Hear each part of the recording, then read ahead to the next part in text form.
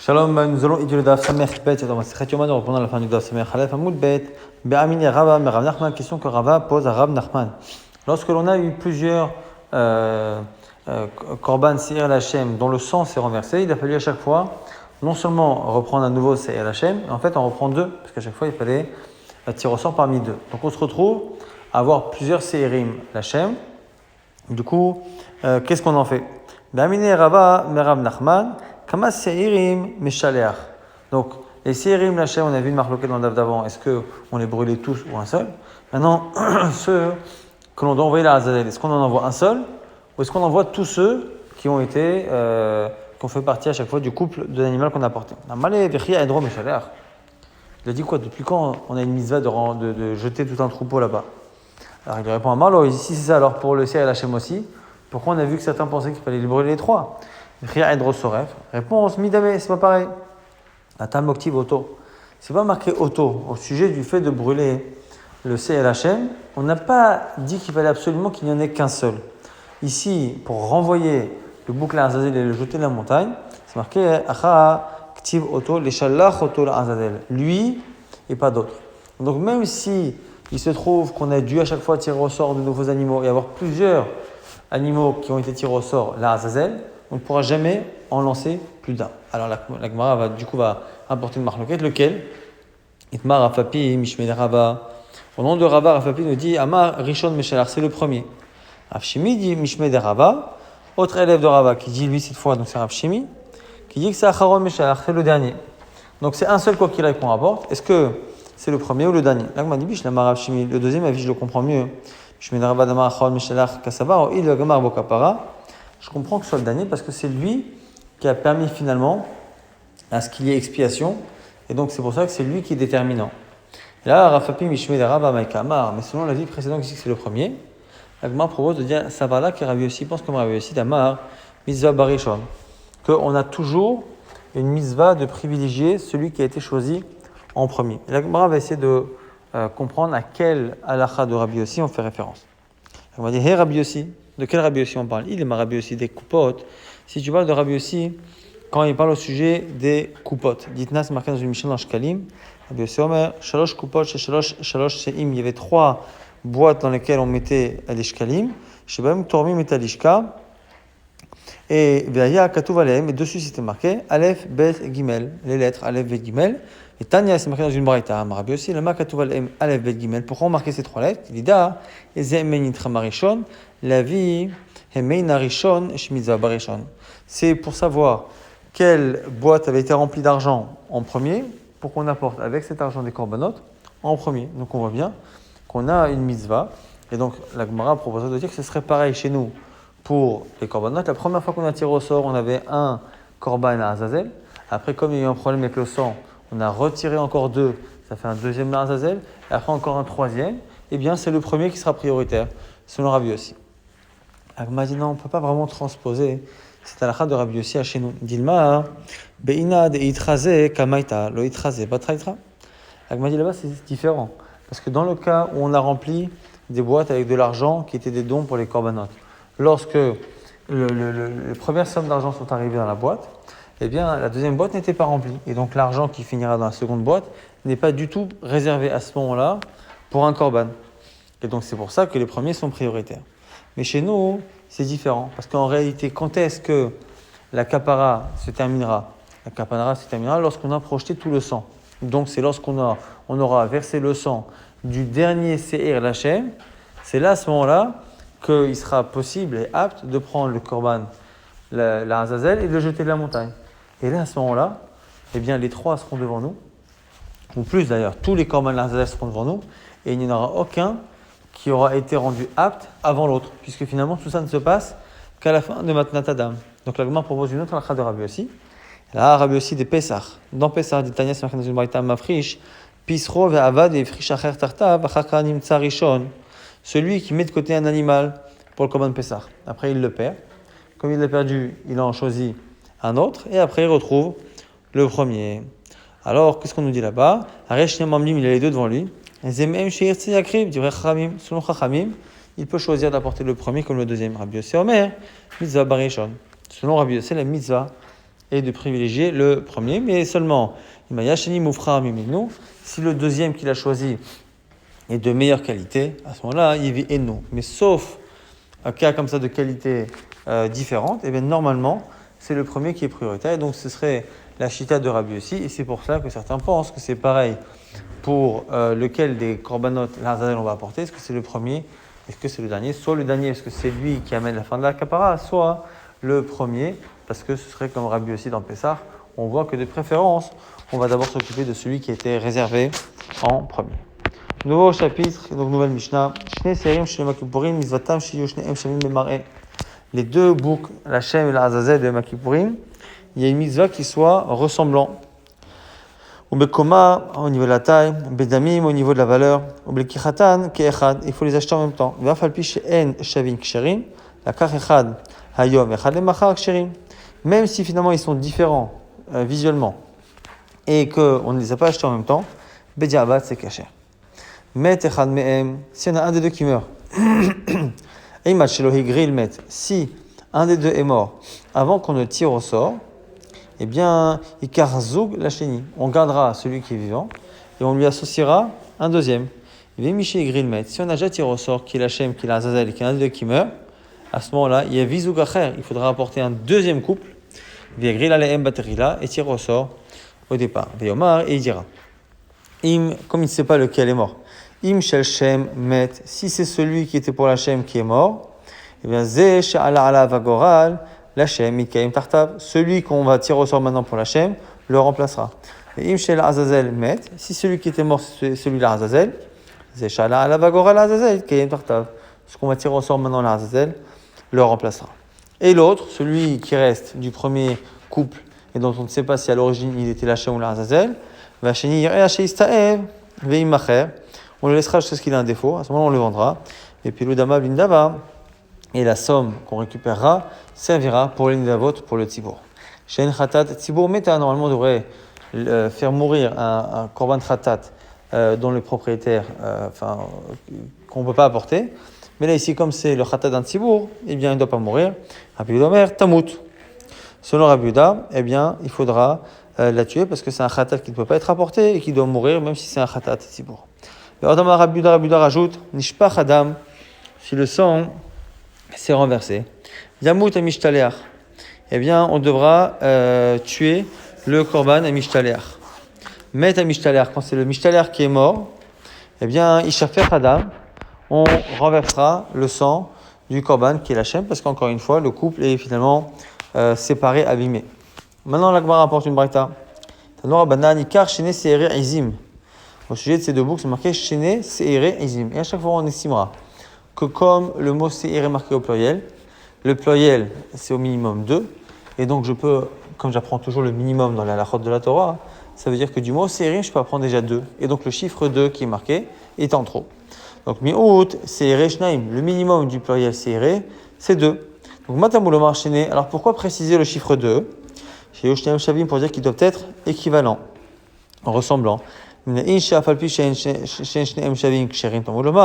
Sa'ir, riba. Maintenant, comment on sait que finalement ce n'est pas obligatoire a posteriori qu'ils soient ressemblants? Comment on sait que s'ils ne sont pas ressemblants, pas la même valeur? Eh bien, c'est quand même caché, parce que c'est marqué 2 fois sa'ir. Sa'ir, pour nous dire que finalement, B'diavad, ça marche. La Gemara s'étonne. Elle dit normalement, on ne devrait pas avoir besoin d'autoriser avec sa'ir. Ta'ama de Rabbi Achamana. Ça, c'est parce que la Torah l'a rajouté. Alors, Rabbi Achamana, avamina psolin, et kuvamenalan, d'où tu aurais pu penser que sans ces mots-là, eh bien, c'est ma'akev. Alors, en général, dans la Avoda du Makipourim, déjà dans la Avoda en général, tout ce qui est demandé n'est pas forcément ma'akev. Sauf s'il y a une répétition ou s'il y a marqué chouka. Or, dans Kippour, c'est marqué chouka, mais c'est pas forcément marqué chouka par rapport au choix des séirim. Donc, comme ça ne fait pas partie de la Avoda, le choix des séirim, eh bien, normalement, eh bien, ça ne devrait pas forcément être ma'akev. Donc, la Gemara pose la question, Sakadata Hamina, Shene, Ktiv, à cause de la triple emploi du mot Shene, 2, on aurait pu penser que c'est vraiment quelque chose qui est ma'akev. C'est pour ça qu'on a dit Saïr. On va dire, alors, Ve'ashta de Rabbi Achamana Saïr, Shene, la Mali. On va dire, si c'est ça, puisque la Torah, en disant Saïr, Ça nous apprend que finalement, après coup, s'ils sont différents, c'est pas grave. Pourquoi on a écrit dans la Torah chaîné à plusieurs reprises, comme si on voulait accorder l'importance à cette équivalence. Donc on dit chad les mar'é, chad les koma, et chad l'ami. C'est pour expliquer qu'en fait, ils doivent être équivalents dans 3 domaines différents. L'apparence, koma la taille, les damim pour la valeur. Maintenant, la Gemara va rapporter un limoud assez ressemblant par rapport au korbanot du Metzora. Tanya Meachi, Braïta confirme, Gabé qui sait Metzora par rapport au korbanot du Metzora le 8e jour. Ikar, c'est marqué le 8e jour, Ikar Shne et Chevasim. Il prendra 2 Kevasim. Mi'ud Kevasim Shnaim, le minimum de Kevasim, c'est 2. Donc Matamulomar Shene. Alors pourquoi dire le chiffre 2? Sheyu Shneem Shavin, Minaim Shafalpi She'en Shem Shavim Ksherin, Tamulomar Keves Riba. Donc, le fait d'avoir dit 2, ça m'apprend qu'il doit être équivalent. D'où je sais que c'est pas grave si on l'a pas fait, parce que c'est marqué Keves à 2 reprises. Là aussi, quoi, si on n'avait pas ça, on aurait dit que c'est obligatoire. Tama de Rabbi Rachamana. Alors, Rabbi Rachamana va mina pesolini et kuva menalan. D'où tu aurais su dire que cette halakha est obligatoire? Alors, on explique la même chose à Kadata Chamina, Tiye, à cause de l'expression Tiye Zot, Tiye Torah Tametzora, on aurait peut-être pu penser qu'à cause de ça, tout ce qui est demandé par la Torah est obligatoire. Quand j'aurais pu penser que c'est obligatoire, on a besoin de dire Keves. Keves pour me dire non, finalement, c'est que les Khatrila et pas me dire Avad. Bon, alors si c'est ça, pourquoi tout cela? Ben, Shtad Rabbi Rachamana, Keves, Tiye la Mali. Alors si c'est ça, pourquoi on a dit Tiye? L'Ish'ar, Avayato Shel Metzora. Pour nous apprendre que les autres halachot du Metzora, le reste de la Avoda, lui, Tiye, par contre, elle doit être faite exactement comme la Torah demande les Khatrila. On le demande également. Bedi Avad, et c'est juste par rapport à l'apparence et la valeur des korbanot que c'est différent. Maintenant, la Gemara rapporte une autre braïta italienne, mais Gabé Metzora qui a Gavna. Au sujet des volailles qu'il doit apporter, c'est marqué Vesiva Kohen Lakach la Mitaer Shne Tziporim. On parle là-bas de 2 Tziporim. Tziporim, au Tziporim Shtaim, le minimum c'est 2. Matamulomar Shete, pourquoi avoir dit le chiffre 2? Chez Ushtem Shavot, ils doivent être équivalents. Riba. Et là aussi, le mot Tzipor est rapporté 2 fois. Pour dire finalement, c'est que les Khatrila peuvent dire Aval. Là aussi, même raisonnement. Tamad Rabbi Rachamana. Alors, Rabbi Rachamana, Psulot Ekuva Menalan. Pourquoi on a eu besoin d'un rajout? Comment j'aurais su rendre obligatoire cette équivalence dès le départ? Sakadata Chamina, Tiye. Et là aussi, c'est à cause de l'expression Tiye. Ah, ben, Shad Ramana Tzipor, Tiye, la Mali, Isha Avato, Shem Metzora, on donne la même réponse, c'est-à-dire que Tiye, non, ce n'est pas venu pour les korbanot, donc que ce soit les kevasim ou que ce soit les volailles, eh bien, c'est venu par rapport au reste de la avoda. Bon, la Gemara, du coup, tente d'appliquer ce type de raisonnement ailleurs. Elle va dire, Iachi Gabet Timidin, par rapport au korban tamid qu'on apporte le matin et en fin d'après-midi. C'est marqué Nami, c'est marqué Kivasim aussi également. Mais à la fin, c'est marqué Shenaim Layom. Alors, Nima Kivasim, Mi'ot Kivasim Shnaim. Matamulomar Shenaim, Sheu Shneim Shavin. On devrait dire pareil, puisqu'à la fin du verset, c'est marqué Shenaim. Ça doit nous apprendre que c'est 2 korbanot qui doivent se ressembler, celui du matin et celui de l'après-midi. Parce que le fait qu'on en apporte 2, c'est déjà marqué dans Kivasim, et on n'a pas besoin du chiffre 2. Alors, riba. Et donc, du coup, mais d'où je sais que c'est finalement pas obligatoire après coup, grâce au mot keves qui est marqué 2 fois. Donc, on applique le même raisonnement qu'on a fait jusqu'à présent au sujet des oiseaux du Metzora, des korbanot du Metzora et au sujet de ces Séhérim du Yom Kippourim. On applique la même chose dans le tamid du matin et du soir.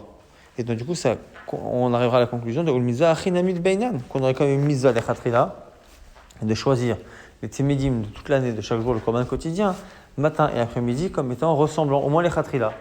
Or, on n'a jamais entendu que cette halakha existait. Et donc, du coup, c'est un vrai problème. Donc, là, Gemara dit non, pas du tout. Finalement, là-bas, le Shnaim, il sert à autre chose. Cette expression Shnaim sert à ce qui est marqué dans la braïta suivante. Shnaim Layom, Keneged Ayom. On doit faire la shrita face à l'endroit où le soleil atteint le mur du Beth Amikdash. Keneged Ayom, face au jour. Atomer Keneged Ayom, Oeno Ela Chovat Ayom. Alors, à la base, on reprend, est-ce que c'est par rapport face au soleil ou est-ce que c'est simplement pour nous dire combien dans la journée il faut faire? Comment c'est qu'on a un verset qui dit un keves le matin, un keves l'après-midi, je sais déjà qu'il y a déjà deux. Rechovatayom, amour. Alors pourquoi shnaim layom? Kinegedayom. Donc face à la lumière du jour. Ketsat, c'est-à-dire Tamid shachar le matin. Ayanishrat al keren tsefonit ma'aravit.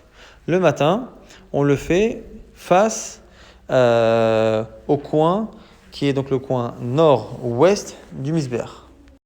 Donc pourquoi le coin nord-ouest? Parce que c'était du coup éloigné du mur est et du coup il n'y avait pas d'ombre.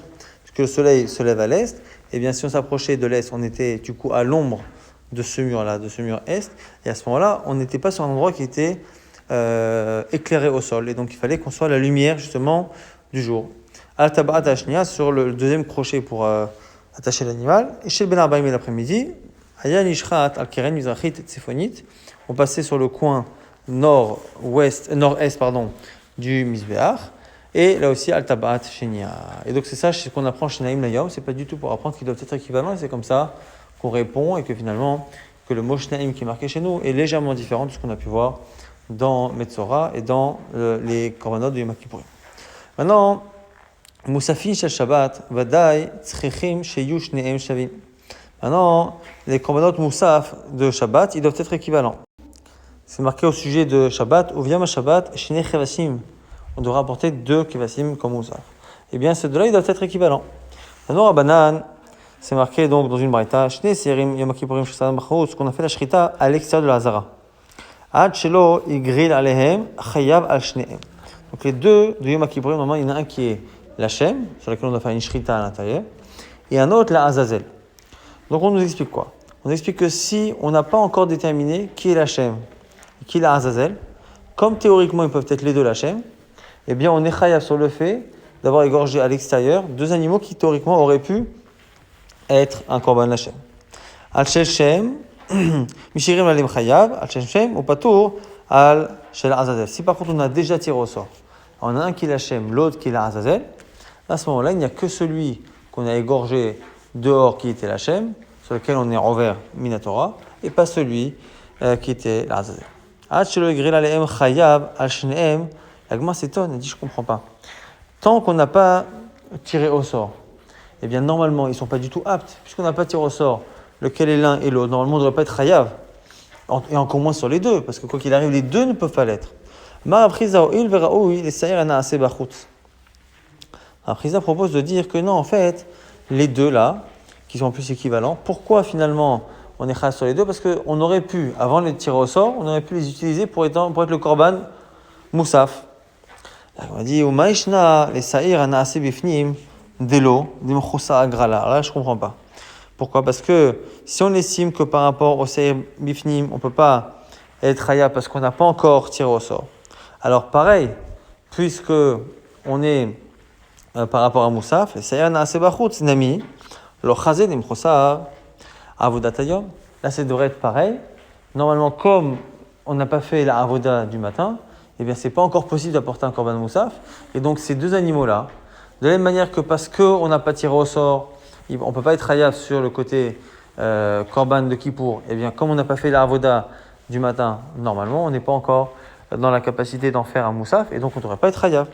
Réponse qu'à savoir, Afriza pense qu'il y a une différence. El mechoussar zman, les bobayom. Il n'y a pas de notion de mechoussar zman dans la même journée. C'est-à-dire qu'à la limite, des corbanotes qui sont peut-être prévus pour être les sérim de Yom Kippourim, c'est vrai que tant qu'il n'y a pas le tirage au sort, il manque quelque chose pour qu'ils soient aptes à être des corbanotes. Il manque un geste. Là, dans le cas des moussafim, la avoda, elle se fait dans la journée. Et donc, comme c'est dans cette même journée que ça va devenir finalement ce korban moussaf, ça ne s'appelle pas qu'il manque quelque chose, et c'est pour ça qu'on sera chayav si on a fait la shrita des 2 à l'extérieur.